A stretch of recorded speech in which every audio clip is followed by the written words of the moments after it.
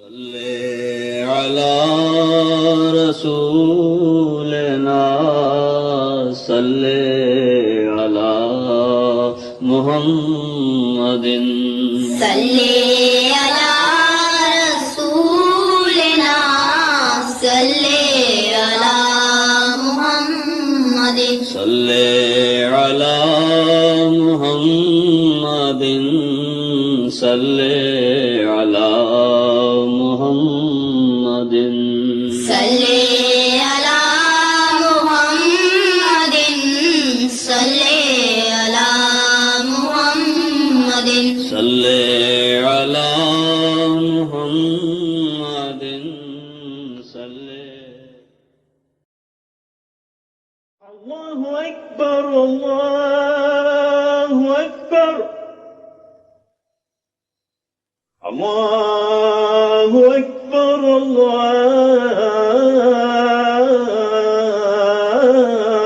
الله أكبر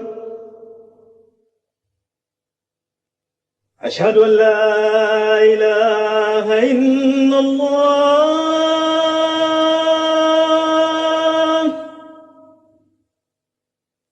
أشهد أن لا إله إلا الله أشهد أن محمدًا رسول الله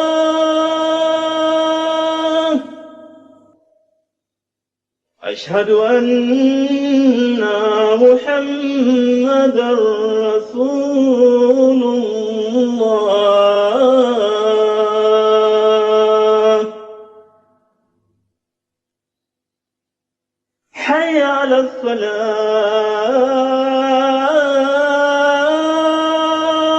الصلاة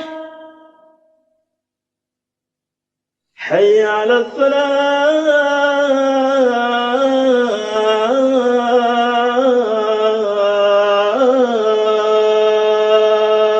الفلاح حي على الفلاح حي على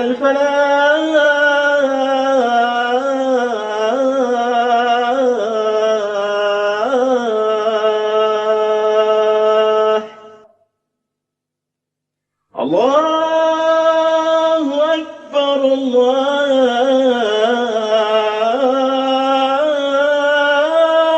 الله أكبر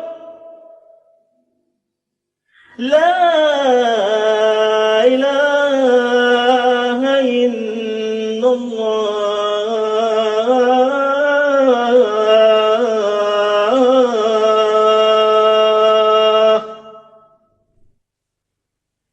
أشهد أن لا إله إلا الله وحده لا شريك له وأشهد أن محمدًا عبده ورسوله أما بعد فأعوذ بالله من الشيطان الرجيم بسم الله الرحمن الرحيم الحمد لله رب العالمين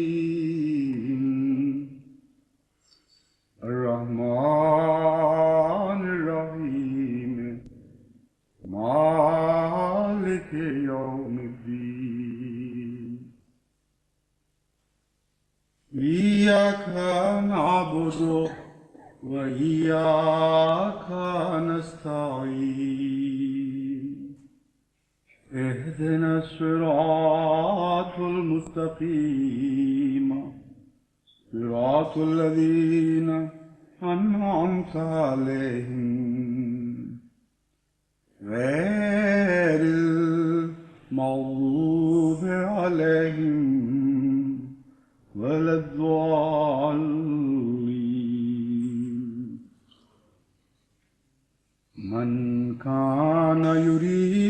العزة فلله العزة جميعا إليه يصعد الكلم الطيب والعمل الصالح يرفعه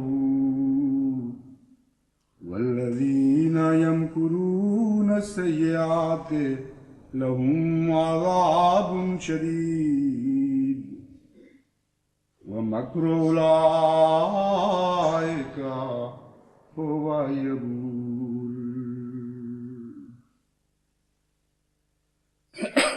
جیسے مادی دنیا میں ہر حرکت کے لیے ایک توانائی کی ضرورت ہوتی ہے، ویسے ہی حال انسانی معاملات کا ہے، اور ہر انسانی حرکت کے لیے خواہ وہ جسم کی ہو یا تصورات کی ہو،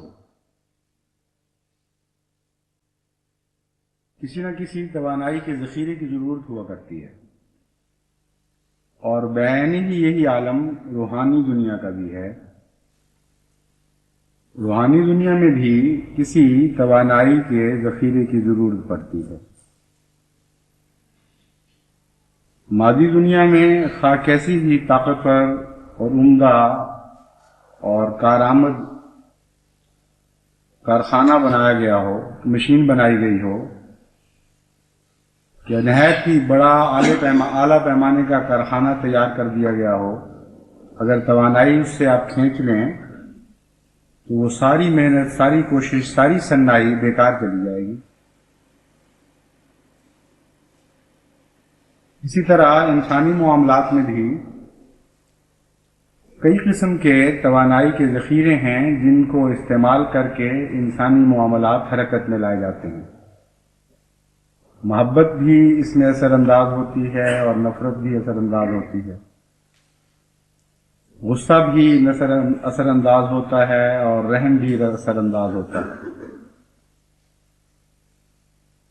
بشاشت کا بھی انسانی اعمال اور انسانی تصورات کی حرکت پر اثر پڑتا ہے، اور پیمردگی کا بھی انسانی اعمال اور انسانی تصورات پر اثر پڑتا ہے۔ غرضی کہ آپ انسانی معاملات کی کنوں تک پہنچ کے دیکھیں تو ایک بھی ایسا انسانی تصور یا انسانی فعل نہیں جو حرکت میں آیا ہو اور اس سے پیچھے کوئی جذبہ کار فرمان ہو،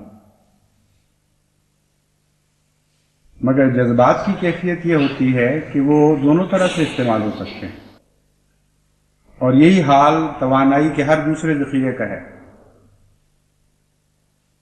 دریا کا پانی ایک توانائی ہے جو بہہ رہا ہو، اگر عقل مند ہوشیار قومیں اس کو قابو کر کے مسخر کر کے بجلی بنانے کے کام میں نہ لائیں یا نہریں چلا کر زمینوں کی آبیاری کے کام میں نہ لائیں تو وہی پانی بعض دفعہ سیلاب بن کے امٹتا ہے اور دور دراز تک علاقوں کو تباہ و برباد کر دیتا ہے، زندگی کی بجائے موت کا پیغام بکھیر دیتا ہے۔ تو توانائی فی ذات ہی اگرچہ ضروری ہے اور اس کے بغیر کوئی انسانی عمل یا تفکرات حرکت میں نہیں آ سکتے، مگر کس رنگ میں وہ حرکت میں آئیں گے، اس توانائی کا کیا اثر انسانی زندگی پر رونما ہوگا، یہ ہے وہ بنیادی مسئلہ جو غور طلب ہونا چاہیے۔ قرآن کریم نے اس کے ہر قسم کے اثرات کا مختلف آیات میں ذکر کیا ہے۔ چنانچہ جیسا کہ ہم دیکھتے ہیں خوف کا بھی انسانی زندگی پہ اثر پڑتا ہے اور طمع کا بھی انسانی زندگی پہ اثر پڑتا ہے۔ بعض اوقات خوف کے نتیجے میں لوگ پیمردہ ہو کر ہمتیں ہار دیا کرتے ہیں اور مایوسی کا شکار ہو جاتے ہیں۔ بعض دفعہ خوف کی زیادتی لوگوں کے ایمان کو متزلزل کر دیتی ہے، اور بعض دفعہ خوف کے نتیجے میں مایوس ہونے کی بجائے ان کی امیدیں اور بڑھ جاتی ہیں۔ تو صرف توانائی فی ذات ہی کافی نہیں، اہم تر مسئلہ یہ ہے کہ اس توانائی کو کیسے استعمال کیا جائے اور کیا اثرات اس کے مترتب ہوں۔ چنانچہ قرآن کریم ان دونوں قسم کی توانائی کی کیفیات کا مختلف آیات میں ذکر فرماتا ہے۔ ایک جگہ فرماتا ہے فَإِذَا جَاءَ الْخَوْفُ رَأَيْتَهُمْ يَنظُرُونَ إِلَيْكَ تَدُورُ أَعْيُنُهُمْ كَالَّذِي يُغْشَىٰ عَلَيْهِ مِنَ الْمَوْتِ، کہ بعض لوگ ایسے ہیں کہ جب ان پر خوف آتا ہے تو اے محمد صلی اللہ علیہ وآلہ وسلم تو انہیں دیکھے گا کہ ان کی آنکھیں اس طرح پلٹ رہی ہوتی ہیں جیسے کسی شخص پہ موت کی غشی طاری ہو جائے۔ آنکھیں پلٹ جاتی ہیں، سیاہی نظر نہیں آ رہی ہوتی، صرف سفیدی دکھائی دیتی ہے۔ تو فرمایا ایک ایسے لوگ بھی ہیں جن پر خوف کا یہ اثر ہے، اور دوسری جگہ فرمایا کہ دوسری طرف ایسے بھی تیرے غلام ہیں فزادہم ایمانا، اسی خوف نے ان کے ایمان کو بڑھا دیا ہے، ان کے اندر نئی زندگی پیدا ہو گئی ہے۔ پھر ایک اور جگہ خوف کا ذکر کرتے ہوئے فرماتا ہے تتجافا جنوبہم عن المضاجع یدعون ربہم خوفا وطمعا ومما رزقناہم ینفقون، کہ عجیب خدا کے بندے ہیں کہ جن پر خوف طاری ہوتا ہے تو بجائے اس کے کہ ان کی امیدیں لے جائے، ان کی امنگوں کو کھا جائے، وہ خوف جب وہ تیرے حضور رات کو اٹھ کر جھکتے ہیں اور اپنے خوف کو استعمال کرتے ہیں دعاؤں کے لیے، تو وہ مایوسی کی بجائے طمع کا موجب بن جاتا ہے۔ خوفوں و طمع، اس کو دونوں کو اکٹھا استعمال فرمایا، حالانکہ بظاہر خوف کے ساتھ طمع کا تعلق کوئی نہیں۔ جب خوف ہو تو امیدیں، تمنائیں ساری مٹنی شروع ہو جاتی ہیں، بعض دفعہ کوئی آرزو باقی نہیں چھوڑتا خوف، لیکن خدا کے پاک بندوں پر خوف کا ایک بالکل مختلف اثر پڑتا ہے۔ وہ چونکہ خوف کے نتیجے میں خدا کے حضور اٹھتے ہیں اور دعائیں کرتے ہیں، اس لیے ان کا خوف ان کے لیے طمع لے کے آتا ہے۔ اسی لیے پہلے خوف کا ذکر فرمایا، بعد میں طمع کا ذکر فرمایا۔ ان کا ایک دوسرے کے ساتھ یہی تعلق ہے کہ خوف کے نتیجے میں وہ مجبور ہو جاتے ہیں اپنے رب کے حضور راتوں کو اٹھ کر گریہ ازاری کے لیے، اور جب وہ خدا کے حضور گریہ ازاری کرتے ہیں تو حیرت انگیز ایک انقلاب رونما ہوتا ہے، ان کا خوف طمع میں بدلنا شروع ہو جاتا ہے اور وہ امیدیں لگا بیٹھتے ہیں خدا سے، یہ خوف ہمارا نقصان نہیں کرے گا بلکہ ہمیں کچھ دے کے جائے گا۔ اور ایسے ہی ہوتا ہے، وَمِمَّا رَزَقْنَاهُمْ يُنْفِقُونَ، پھر جو کچھ ہم ان کو عطا کرتے چلے جاتے ہیں وہ اور خرچ کرتے چلے جاتے ہیں، خرچ کا خوف بھی اڑ جاتا ہے، پھر کوئی خوف بھی نہیں رہتا۔ ایک خوف دنیا کا ایک انسانی جذبے کو حرکت میں لاتا ہے، انسانی تفکرات کو حرکت میں لاتا ہے، اور نتیجہ یہ ہے کہ وہ خوف اپنے وجود کو چاٹ جاتا ہے، اور اس کی بجائے ایک طمع رونما ہوتی ہے، ایک امید رونما ہوتی ہے، اور اس امید کے پھر نتائج پیدا ہوتے ہیں، اس کو پھل لگتے ہیں۔ یہ معاملہ ہے خدا کے مومن بندوں کا۔ اور دوسری طرف وہ جو کمزور ہیں ان کے متعلق فرمایا کہ ان کو سامنے موت نظر آنے لگ جاتی ہے، ان کی آنکھیں پھر جاتی ہیں۔ تو یہ ضروری ہے کہ انسانی اعمال اور انسانی تفکرات کی حرکت کے لیے کوئی نہ کوئی جذبہ کار فرما ہو۔ یہ جو لوگ کہتے ہیں کہ جذبات کی کوئی قیمت نہیں، عقل چاہیے صرف، یہ عقل کے بغیر انسان ایسی بات کر سکتا ہے، ورنہ حقیقت یہ ہے کہ عقل تو ایک مشین ہے، ایک موٹر کی طرح، ایک گھڑی کی طرح، ایک ریڈیو کی طرح، اس سے زیادہ عقل کی کوئی حیثیت نہیں۔ اس مشین کو توانائی جذبات مہیا کرتے ہیں۔ اگر انسانی زندگی سے جذبات کو آپ نکال لیں تو بالکل سٹینڈ سٹل ہو جائے گی، ایک مقام پر آ کر جامد ہو جائے گی۔ جتنے بھی بڑے بڑے مفکرین ہیں، خواہ وہ فلسفوں اور نظریوں کے موجد تھے یا انہوں نے سائنس کی دنیا میں ایجادات کی، ان کی ہر ایجاد سے پہلے ایک غم، ایک فکر، ایک بے چینی تھی۔ جس نے ان کو مجبور کیا ہے. ایک شخص ایک تکلیف کی حالت سے گزرا ہے، اس کا رد عمل ہوا ہے. اگر وہ سائنسدان تھا تو اس نے اس تکلیف کی حالت کو دور کرنے کے لیے سوچنا شروع کیا کہ میں کیسے اپنے اور اپنے بھائیوں کے فائدے کے لیے کوئی ایسی چیز ایجاد کروں کہ اس سے یہ تکلیف رفع ہو جائے.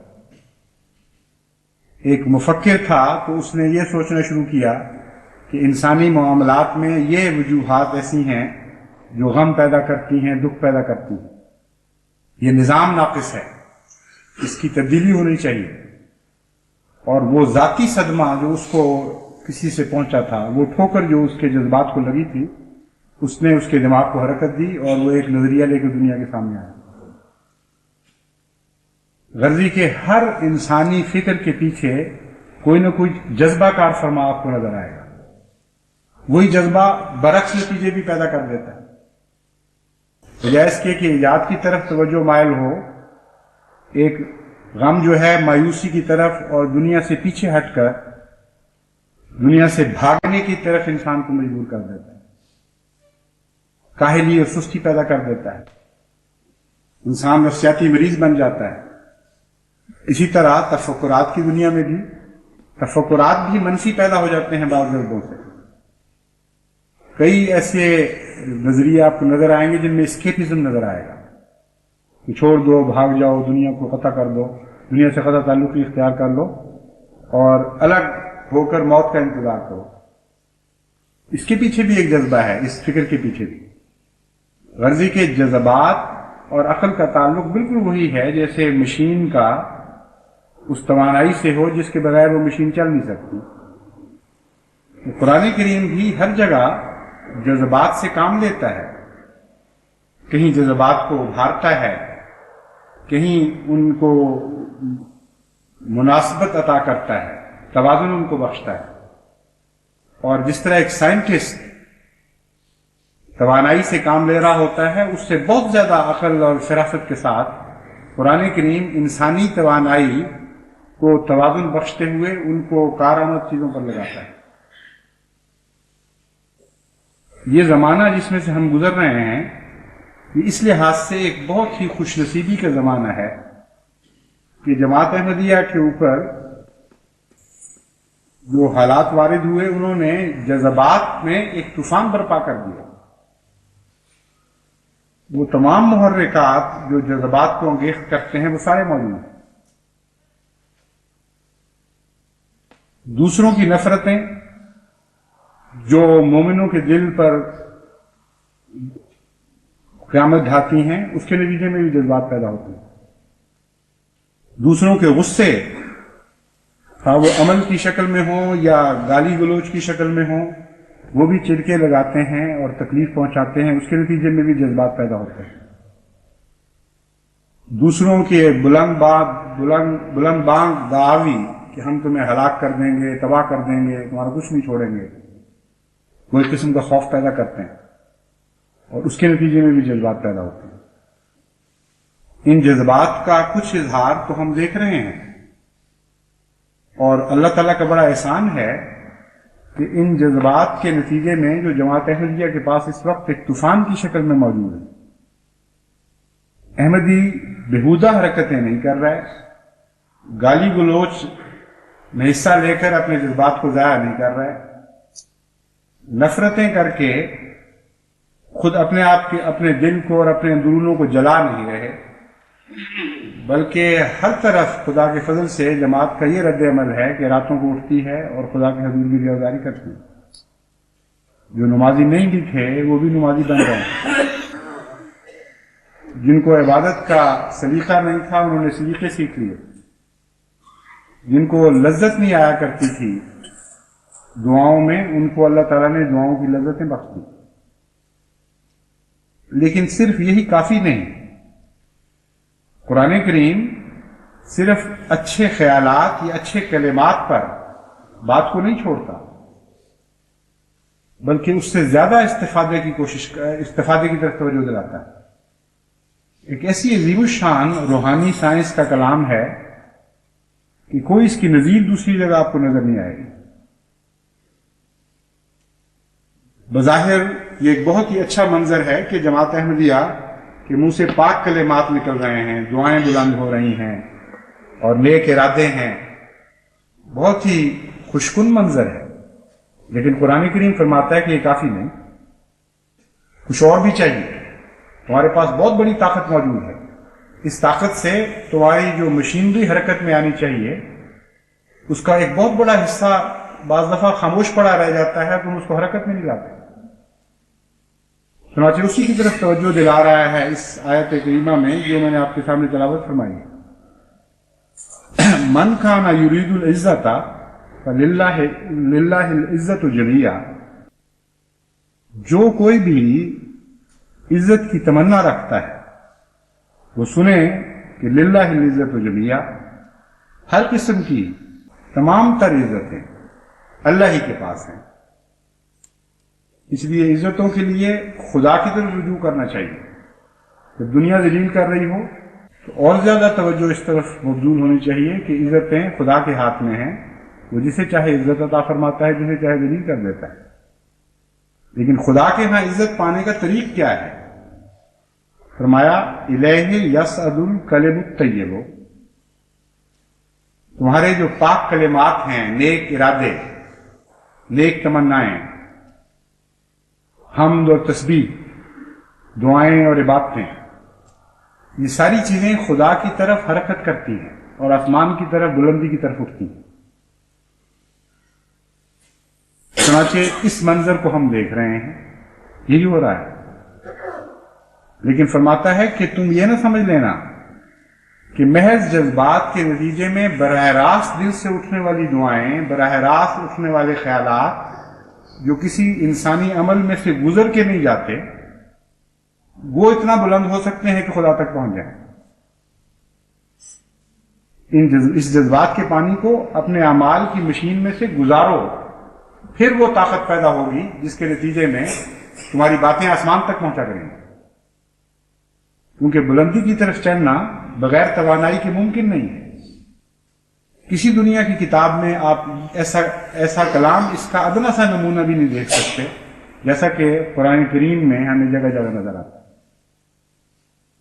فرماتا ہے بہت اچھی بات ہے، تم دعائیں کرتے ہو، تم تسبیح کرتے ہو، تم تحمید کرتے ہو، اللہ کے ذکر کرنے لگ گئے، خدا کے حضور رونے لگ گئے، دعائیں کرنے لگ گئے. لیکن فرمایا کہ یہ نہ گمان کر لینا کہ یہ سیدھی چیزیں آرام سے اوپر پہنچ جائیں گی اور خدا کے عرش کو ہلا دیں گی.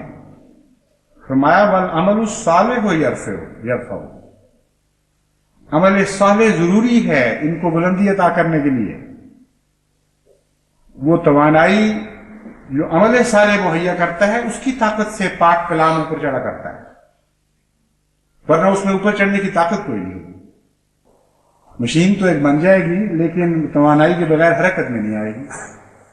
کیسا عظیم کلام ہے، کتنا گہرا فلسفہ ہے، ایک چھوٹی سی آیت میں بیان فرما دیا. چنانچہ اس وقت جماعت کو اس طرف توجہ کرنی چاہیے کہ ان جذبات کو اس طرح کام میں لائیں. اور اس میں ایک اور بڑا گہرا فلسفہ ہے. بہت سے لوگ بہت ہی گریہ وزاری سے دعائیں کرتے ہیں اور روتے ہیں، اے خدا ہماری دعا قبول کر، ہمارا دکھ دور کر دے، اور پھر شکوہ کرتے ہیں کہ خدا نے نہیں سنا.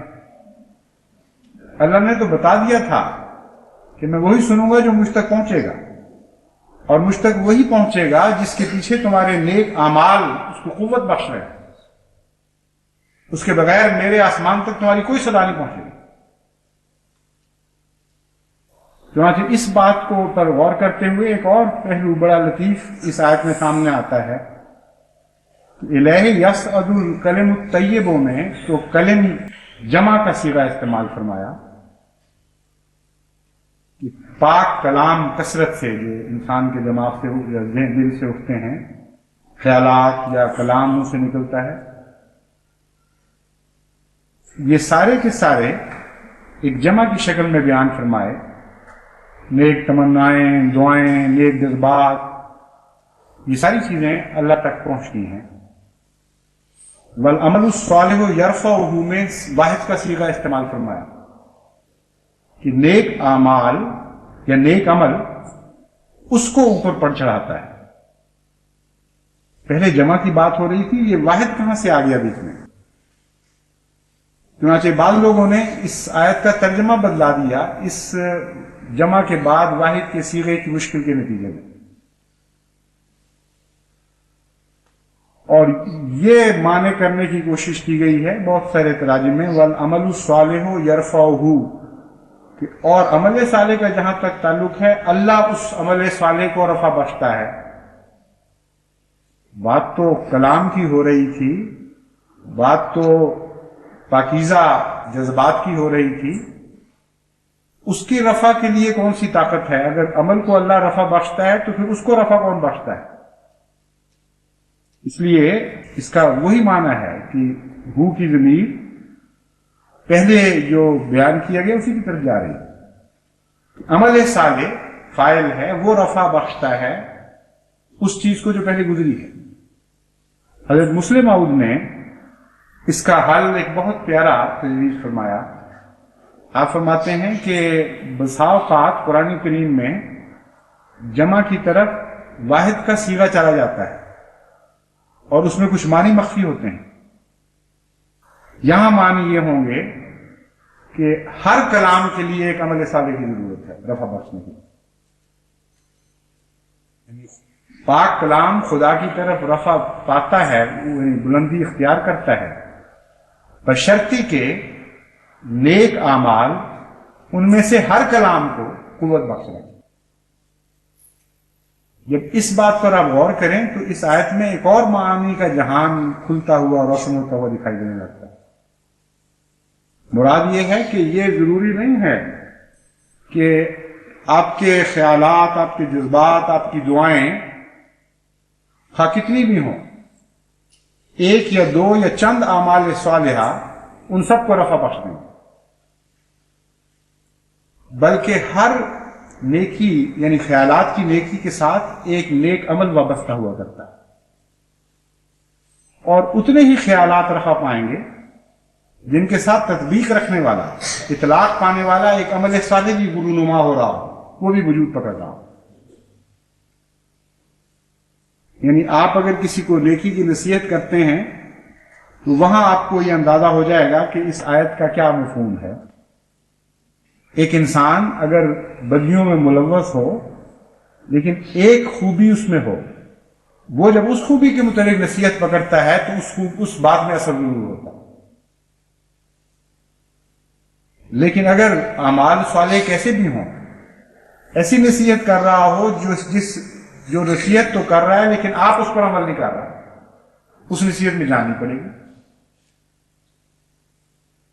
تو ہر بات جو تم خدا کے حضور پیش کرتے ہو، اس بات کے ساتھ مطابقت رکھنے والا ایک عمل صالح ضروری ہے جو اس کو قوت بخش رہا ہو۔ اگر تم رحم مانگ رہے ہو اللہ تعالیٰ سے اور تمہارے اندر رحم نہیں ہے، اگر تو خدا تعالیٰ سے تم رزق مانگ رہے ہو لیکن بددیانتیاں کر کے خدا کے غیر سے رزق حاصل کر رہے ہو، اگر خدا تعالیٰ کی غیرت کو کوئی چوکے دے رہے ہو اور خود اللہ کے دین کے لیے، اس کے نام کے لیے غیرت نہیں رکھتے، تو جس نیک ارادے یا نیک تمنا کے ساتھ اسی قسم کا عمل موجود نہیں ہے، وہ چاہے رو کے دعائیں کی جائیں یا خشک آنکھوں سے کی جائیں، ان میں جان ہی نہیں پیدا ہوگی، اس کے اوپر جا ہی نہیں سکتی۔ تو فرماتا ہے کہ بعض دفعہ نیک جذبات ضرور پیدا ہوتے ہیں اور اس کی وجہ سے نیک خیالات بھی پیدا ہوتے ہیں، لیکن اگر تم واقعی چاہتے ہو کہ وہ رفتیں پکڑ جائیں تو ہم تمہیں بتاتے ہیں کہ ہر نیک خیال کے ساتھ ایک نیک عمل وابستہ ہے۔ جب تم وہ نیک عمل اختیار کرو گے تو وہ نیک خیال جو تمہارے دل میں اس کے مطابق ہے وہ رفت پائے گا، اور یہ ہے عزت خان حاصل کرنے کا طریقہ۔ اللہ تعالیٰ کے ہاں کھوکھلی نرم منہ کی باتیں کام نہیں آتی، محض جذبات کا رونا کام نہیں آتا، بلکہ اس نے ایک بڑا تفصیلی طریق سکھایا ہے حکیمانہ۔ فرمایا یہ اختیار کرو اور پھر دیکھو کہ میں کس طرح دعاؤں کو سنتا ہوں۔ ایک بھی چیز ایسی نہیں ہوگی جو تمہارے دل میں، تمہارے جذبات میں، تمہارے خیالات میں حرکت میں آئی ہو وہ آسمان تک نہ پہنچ جائے۔ عمل صالح پیدا کرو۔ چنانچہ اس پہلو سے جماعت کو توجہ دلانے کی ضرورت ہے۔ اتنا بڑا خزانہ ہے جذبات کا جو اس وقت عطا ہوا ہے جماعت کو، اگر اس میں سے اسی طرح گزر گئے اور اپنے اعمال کو سدھارنے کی طرف توجہ نہ کی تو بہت بڑی نعمتوں سے محروم رہ جائیں۔ یہ اچھی بات ہے کہ مسجدیں آباد ہو رہی ہیں، یہ اچھی بات ہے کہ لوگ راتوں کو اٹھ رہے ہیں، مگر اگر باقی انسانی زندگی کے اجزاء پر، اس کے شعبوں پر اس کا اثر نہ ہو تو یہ پانی سر سے گزر جائے گا اور بعد میں اسی طرح خالی کی خالی جماعت بیٹھی رہ جائے گی۔ اس لیے بڑی تفصیلی طور پر ہر جگہ جماعت کو تنظیم کے لحاظ سے بھی اس طرف توجہ کرنی چاہیے اور کوشش کرنی چاہیے کہ جہاں جذبات انگیخت ہو چکے ہیں ان کو اعمال میں پاک تبدیلی کی خاطر استعمال کرنا شروع کریں، اور انفرادی طور پر بھی ہر شخص کو اپنا محاسبہ کرتے ہوئے ان جذبات سے استفادہ کرنا چاہیے۔ بہت سی ایسی کمزوریاں ہیں خصوصاً پاکستان میں، کیونکہ وہاں کا معاشرہ بڑا گندا ہو چکا ہے، جو احمدیوں میں بھی کسی نہ کسی حد تک داخل ہوئی ہیں، اس کا انکار نہیں کیا جا سکتا۔ ہمارے صناع ویسے دیانتدار نہیں جیسا کہ اسلام ان کو دیکھنا چاہتا ہے،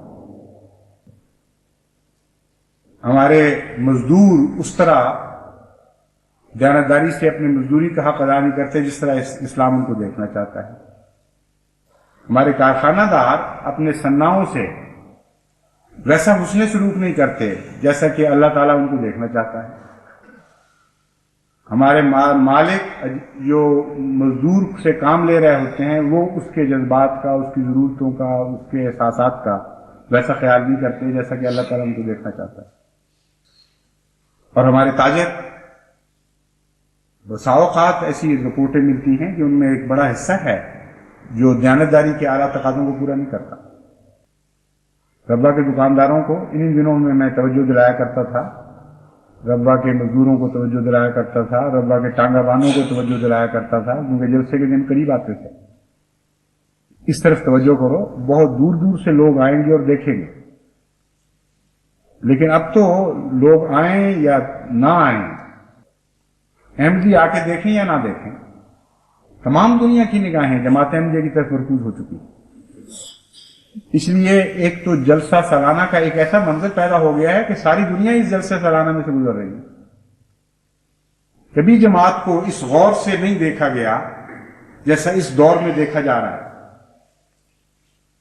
کثرت سے لوگ آتے ہیں اور آ کے توجہ کرتے ہیں، پوچھتے ہیں، جہاں جہاں سے خطوط ملتے ہیں دنیا کے ہر حصے سے یہ خبر بڑی نمایاں ملتی ہے کہ جن لوگوں کو کبھی کوئی پیغام بھی نہیں ملا تھا، وہ اس عام شور کی وجہ سے جو دنیا میں بپا ہوا ہے، لوگ آتے ہیں، دیکھتے ہیں کہ کس قسم کے لوگ ہیں، کیا ان کے حالات ہیں، کیسی ان کی زندگیاں ہیں، اور بڑی گہری نظر سے جماعت کا مطالعہ کر رہے ہیں۔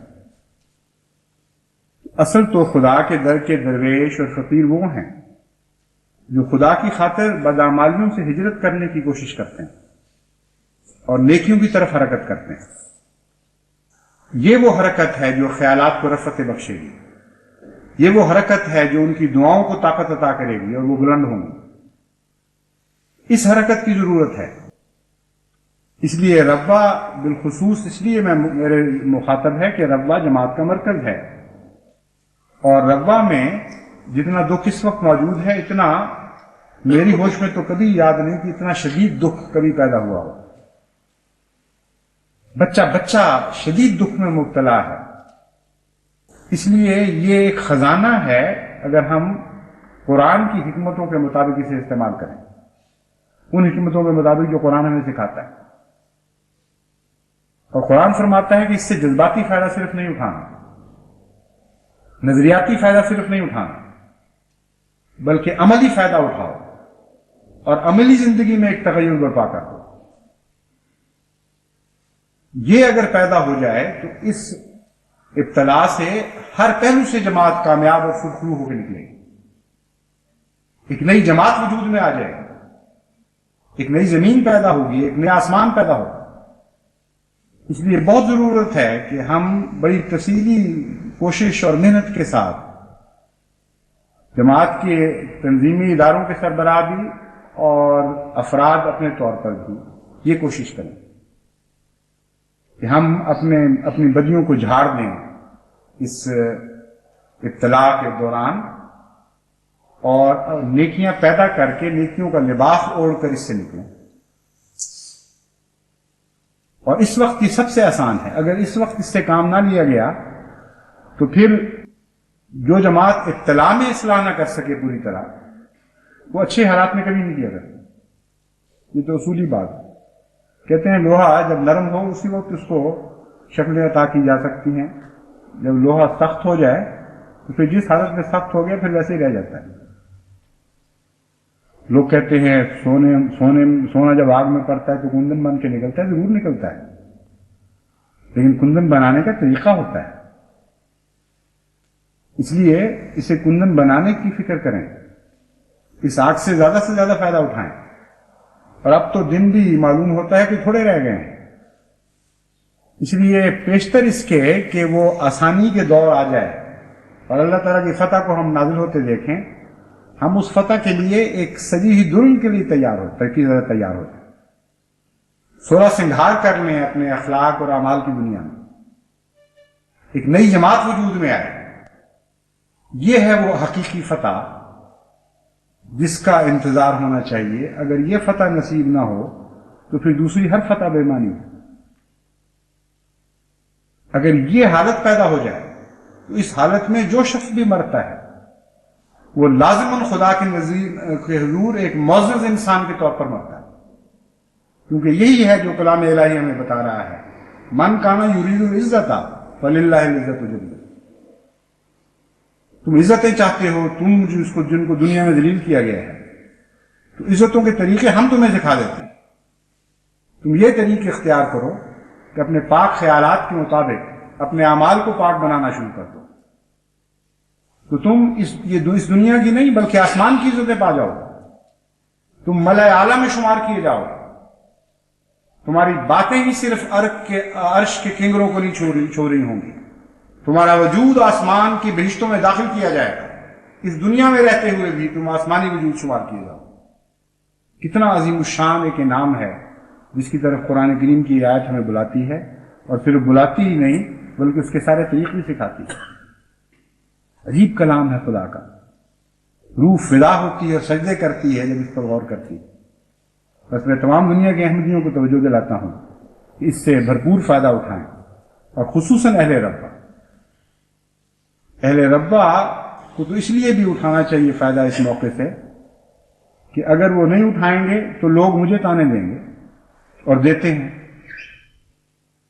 پچھلی دفعہ جو 2 خطبے پہلے میں نے اہل ربا کے غریبوں درویشوں سے محبت کا اظہار کیا، اول طور پہ تو میرے ذہن میں وہاں کے واقعین زندگی، وہ لوگ جو خدا کی خاطر ہجرت کر کے آئے وہاں بیٹھ رہے، وہی تھے، لیکن عام غربا بھی واضح طور پر میرے پیش نظر تھے۔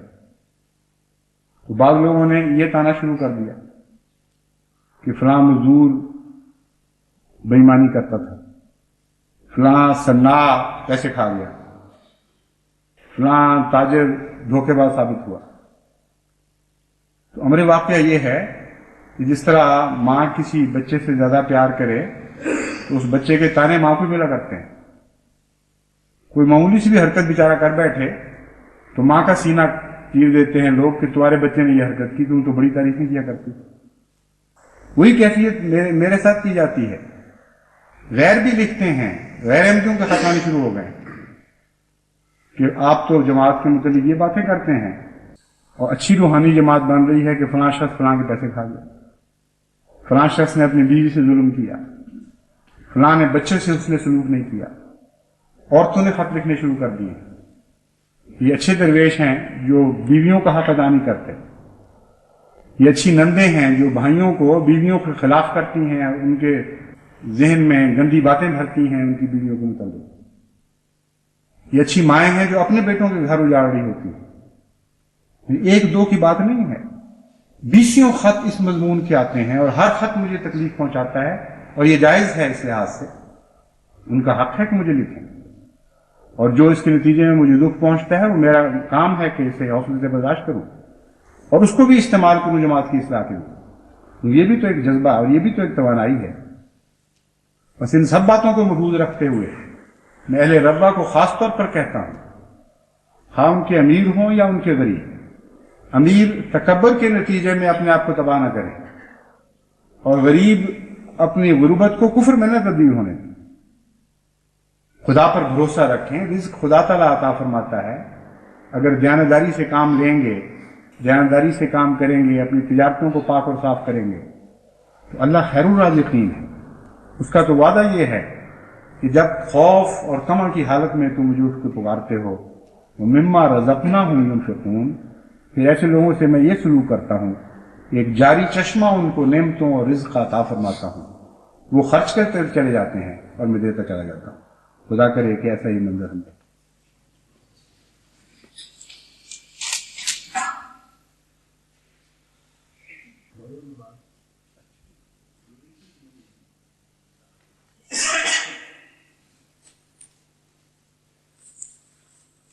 الحمد لله نحمده ونستعينه ونستغفره ونؤمن به ونتوكل عليه ونعوذ بالله من شرور أنفسنا ومن سيئات أعمالنا. من يهده الله فلا مضل له ومن يضلله فلا هادي له. ونشهد أن لا إله إلا الله وحده لا شريك له ونشهد أن محمدا عبده ورسوله. عباد الله رحمكم الله، إن الله يأمر بالعدل والإحسان وإيتاء ذي القربى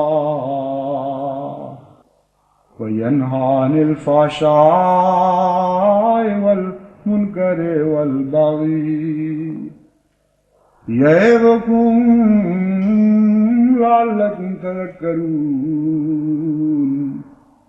اذكروا الله يذكركم وادعوه يستجب لكم